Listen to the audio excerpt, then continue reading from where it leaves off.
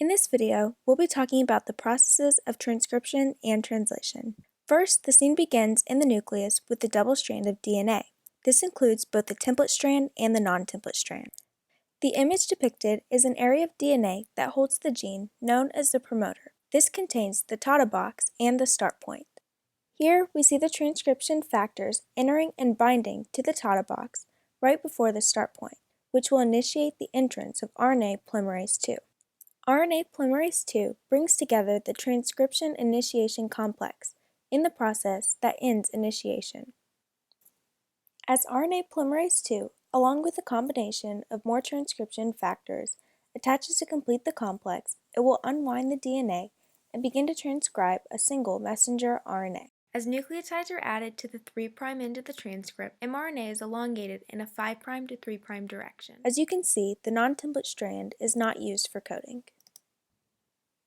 The messenger RNA that grows off the template strand is pre-mRNA, formed before splicing occurs.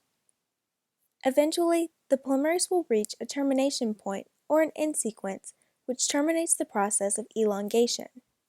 At this point, both the RNA transcript and polymerase will detach from the DNA strands. The 5' guanine cap and the poly A tails will attach to the RNA transcript. Small nuclear ribonucleic proteins, also known as SNRPs, and other proteins come together and form the spliceosome. The spliceosome attaches to the RNA transcript and cleaves out the intron segments. The exons are then spliced together to form the modified mRNA.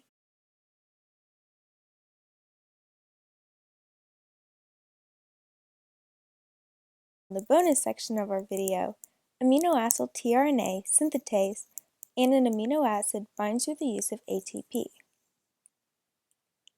The appropriate tRNA binds to an amino acid, causing AMP to leave. The charged tRNA will leave towards the ribosomes. At this point, the process of translation can begin.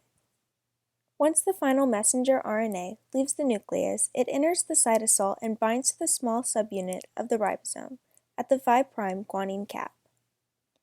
An initiator transfer RNA with the anticodon UAC base pairs with the start codon AUG via hydrogen bonds, thus signaling initiation of translation and establishing the codon reading frame.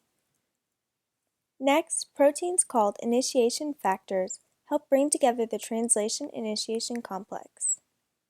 Here, the large ribosomal subunit attachment is powered by the hydrolysis of GTP. The initiator tRNA sits in the P site, leaving the A site vacant and ready for the next amino acid tRNA. Next, in the process of elongation, an incoming amino acid tRNA base pairs with the complementary mRNA codon at this vacant A site. The hydrolysis of GTP here ensures the accuracy and efficiency of this step.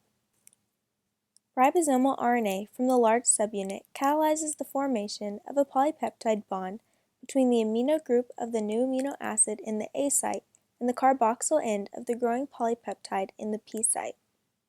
The polypeptide from the P site occupying tRNA is removed and transferred to the tRNA occupying the A site. Next, the P site occupying transfer RNA is moved to the E site, where it exits the ribosome. Simultaneously, the transfer RNA that once occupied the A site and is now attached to the polypeptide strand is then moved to the P site, bringing the next codon to be translated along with it.